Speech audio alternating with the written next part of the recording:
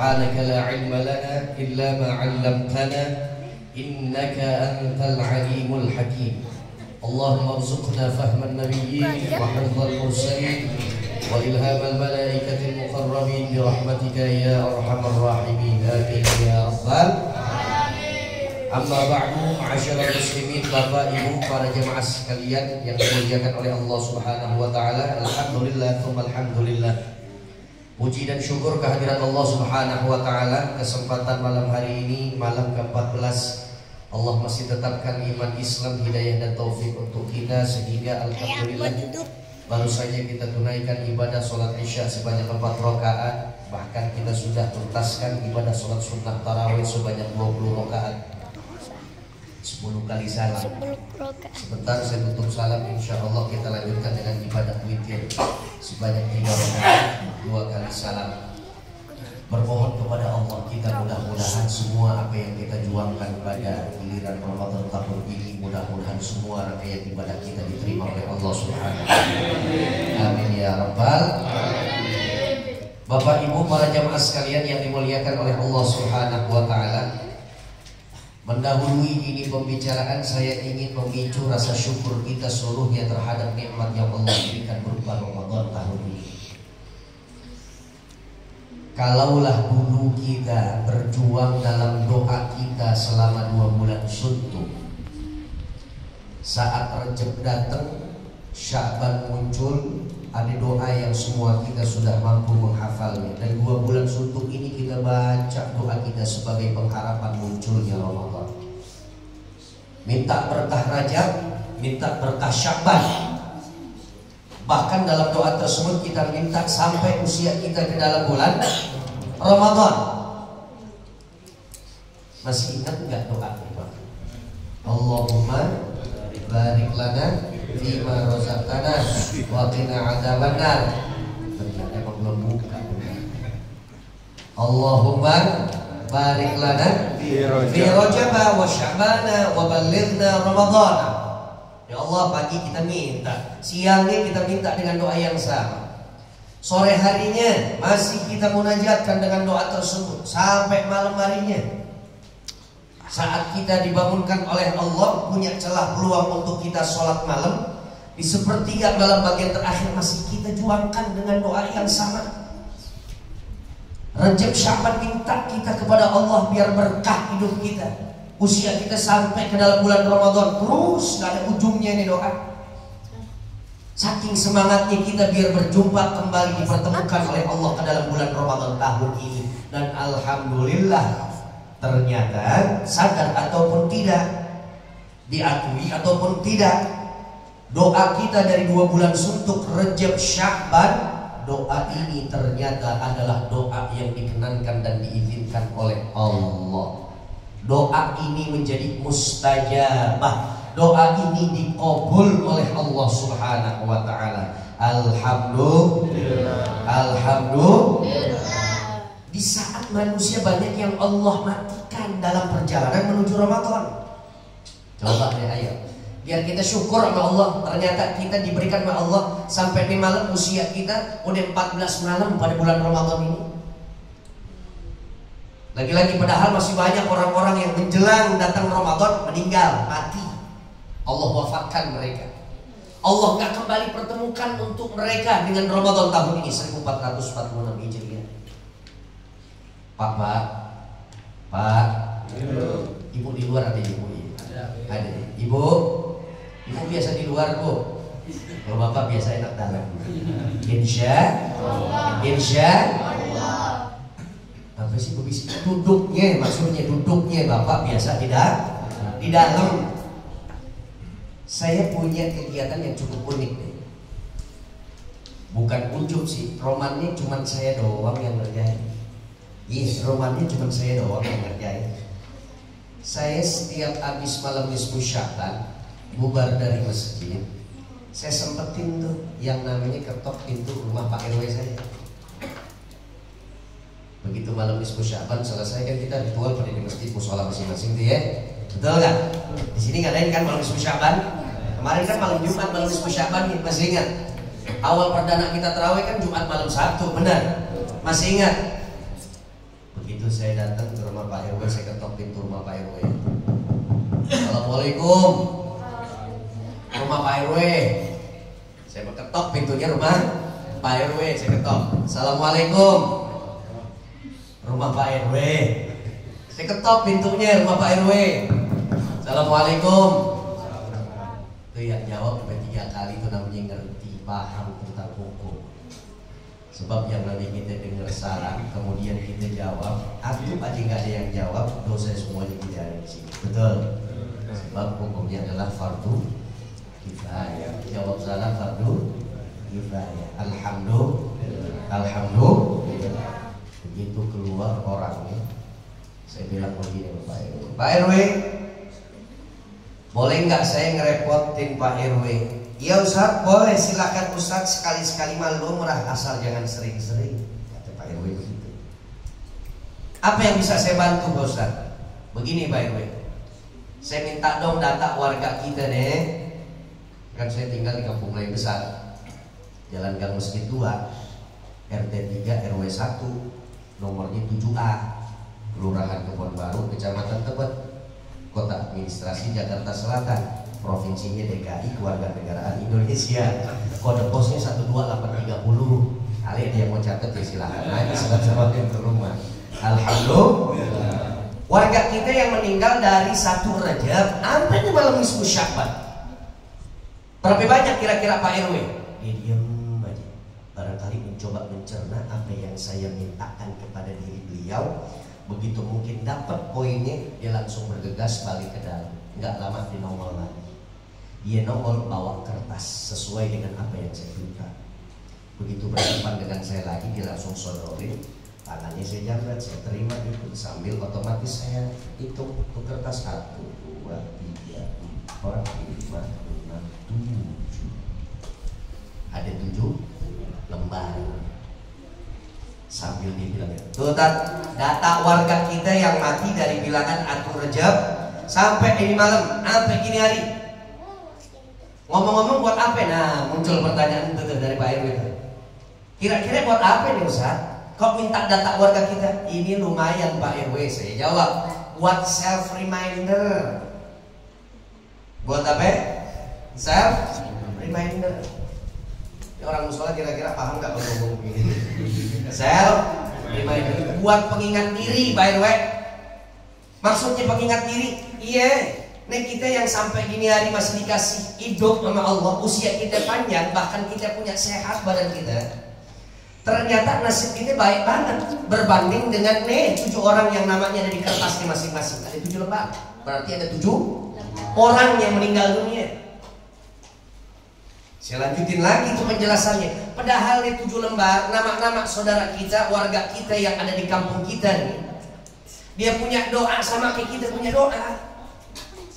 Dia baca Allahumma barik lana fi Rajab wa Sya'ban wa ballighna Ramadhan. Kira-kira mereka baca, kita baca nggak? Baca. Kita punya harapan biar usia kita sampai ke dalam Ramadan. Kira-kira dia kepengen juga nggak usianya sampai ke dalam Ramadan? Pengen juga Pak. Yang jadi pembeda apa kira-kira? Doa mereka nggak dikabul, sementara kita masih menjadi tetamu Ramadan tahun ini Pak. Itu yang nikmat. Puasa kita aman, ibadah qiyamul Ramadan, salat sunnah tarawih kita alhamdulillah masih Allah kasih giat. Allah tanamin untuk kita semangat.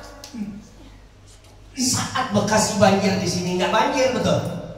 Banjir nggak di sini? Nggak kan? Kampung Melayu aja alhamdulillah kemarin nggak banjir. Padahal udah tinggal 1 anak tangga lagi.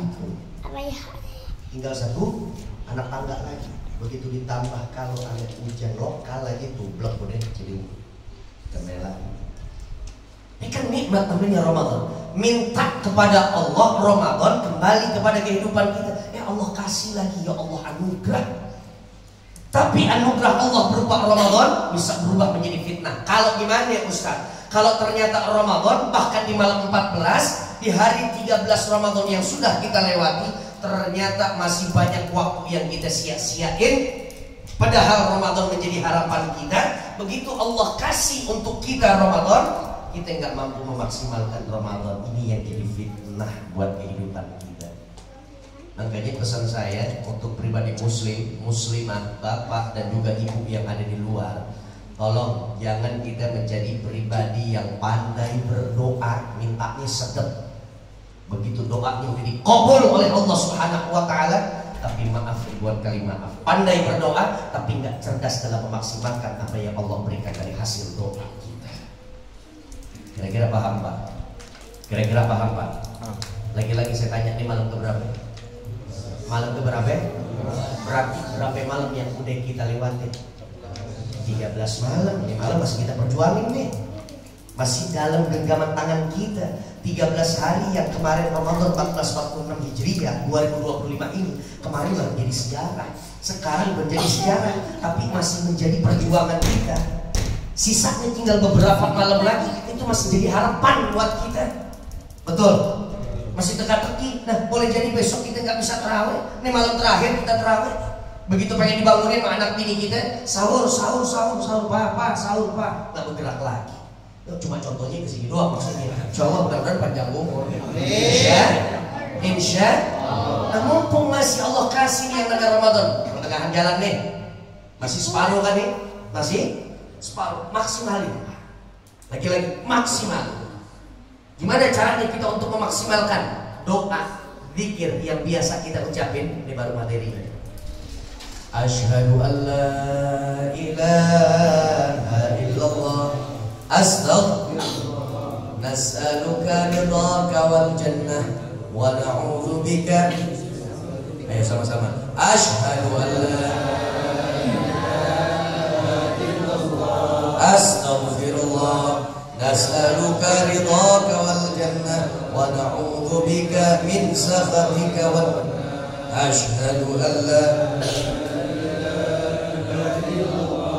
astaghfirullah nas'aluka ridhaka wal jannah wa na'udzu bika min sakhatika.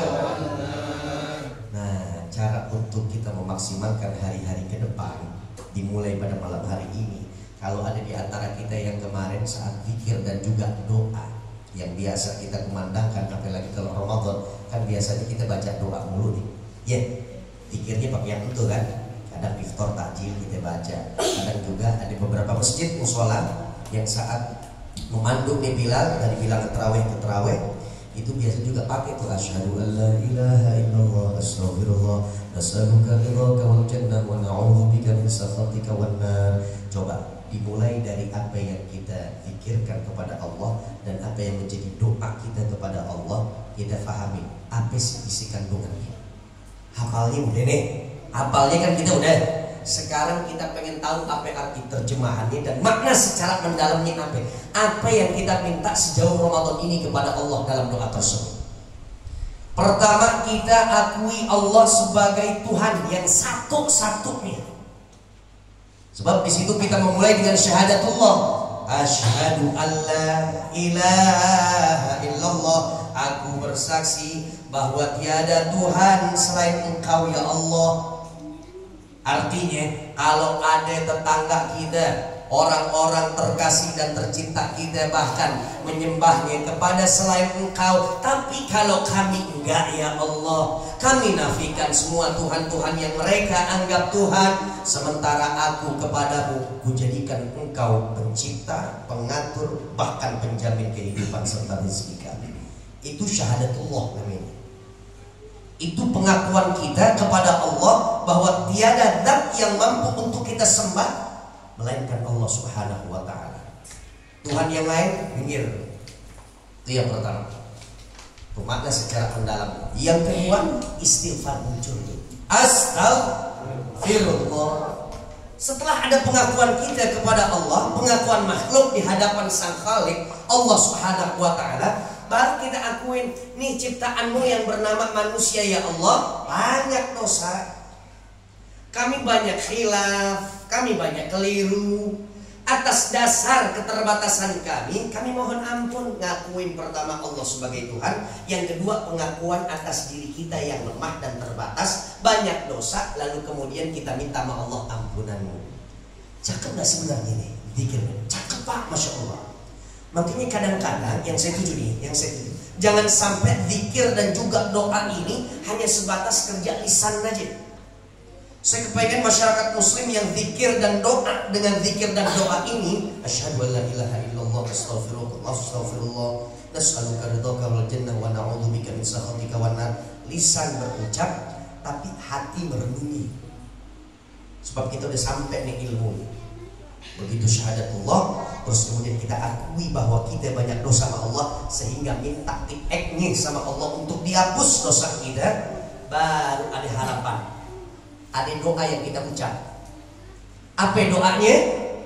Nas'aluka ridhaka wal jannah.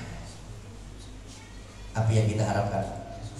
Ridhonya Allah dan surganya Allah. Terjemah barangkali kita faham. Ya Allah, aku minta kepadamu ridhomu dan juga surgamu ya Allah. Sekarang kalau saya tanya, kira-kira hal-hal apa yang mampu menggapai seseorang mencapai ridhonya Allah? Apa perilaku yang sekiranya Allah bisa ngasih surganya Allah kepada hamba? Ini harus dibahas. Ini harus dikupas. Ini harus menjadi pemahaman untuk kita. Insya Allah dalam majelis ini sampai ilmunya Allah kepada kita. Yang pertama, catat, seseorang bisa sampai dan memperoleh dapati ridho Allah Subhanahu wa ta'ala hanya dengan satu. Apa yang pertama? Ketaatannya diri kepada Allah Subhanahu wa ta'ala. Itu yang menjadikan Allah menurunkan ridho pada diri dan kehidupan hambanya. Sejauh nggak taat, maka itu manusia nggak bakalan dikasih ridho oleh Allah Subhanahu wa ta'ala. Jadi mesti yang namanya kita taat kepada Allah. Apa yang kita taatin? Ya perintah Allah. Makanya ketaatan dan nilai takwa itu satu kesatuan yang nggak bisa dipisah-pisahkan. Bayangin gimana mungkin Allah bisa kasih ridhonya, restunya, senyumnya, rasa sukanya kepada seorang hamba, kalau ternyata ada perintah Allah nggak dijalani sama hamba tersebut. Bohong besar, nggak bakalan dikasih ridhonya Allah. Biar kami didoa dengan nas'aluka ridhaka wal jannah, paginya, siangnya, petangnya, malam, sampai ribuan dikumpulin tuh doanya.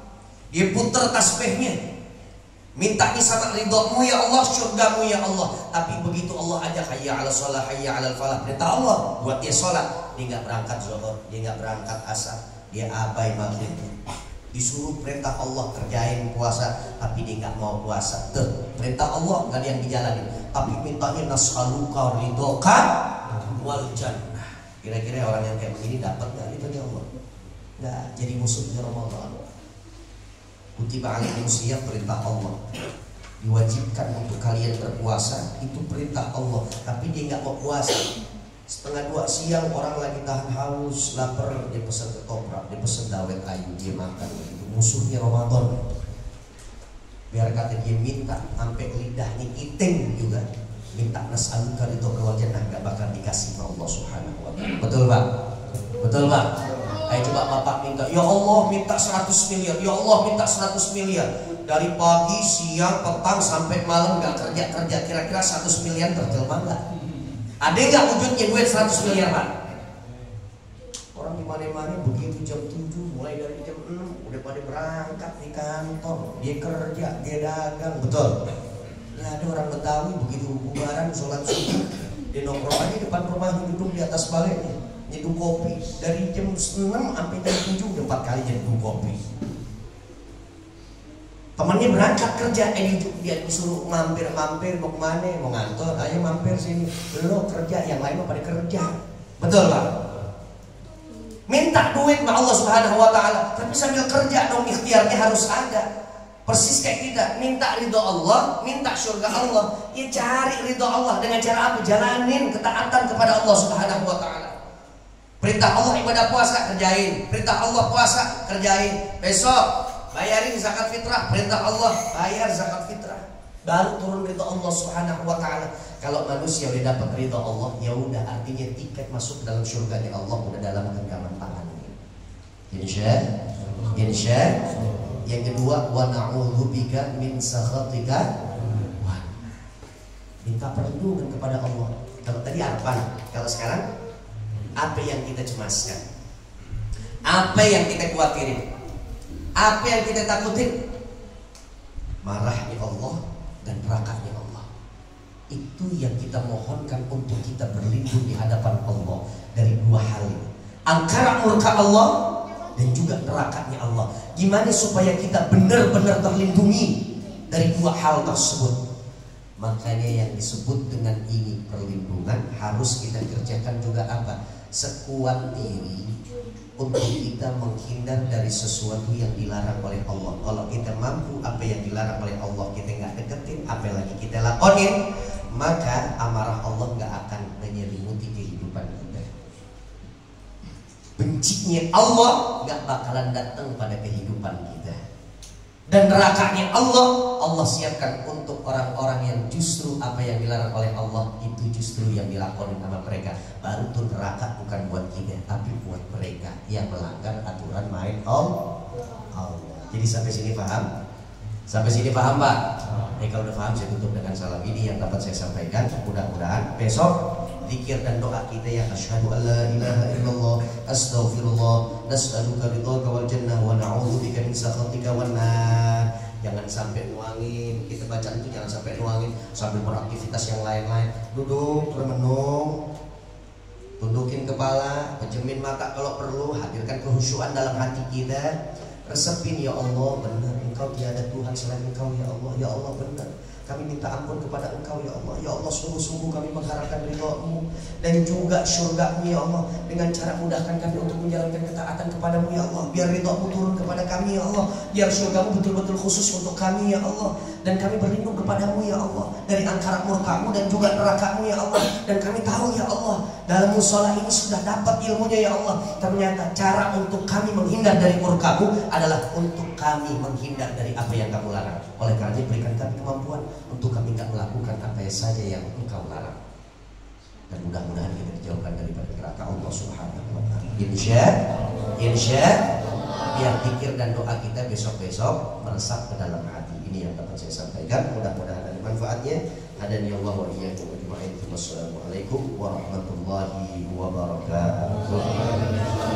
Tanggal 15 hari Sabtu musola ini mengadakan iftar bersama dan ada santunan anak yatim ya. Saya undang semuanya, bukan hanya untuk kehadirannya, tapi berikan hal yang di luar daripada apa yang biasa kita bisa lakuin. Biasa kita lakuin datang bawa makanan barangkali udah. Besok agak lebih istimewa sedikit. Apa maksud Ustaz? Karena besok juga ada santunan anak yatim, datang badan kita, fisik kita hadir, makanan juga kita teng-teng dari rumah. Jauh sebelum acara, temuin ketua musola atau panitia penyelenggaranya, titipin sebagian harta yang Allah berikan kepada kita, biar kita menjadi donatur. Orang-orang yang paling disayang oleh Allah. Siapa mereka? Itu anaknya Rasul. Siapa anaknya Nabi? Yatim. Ya Pak?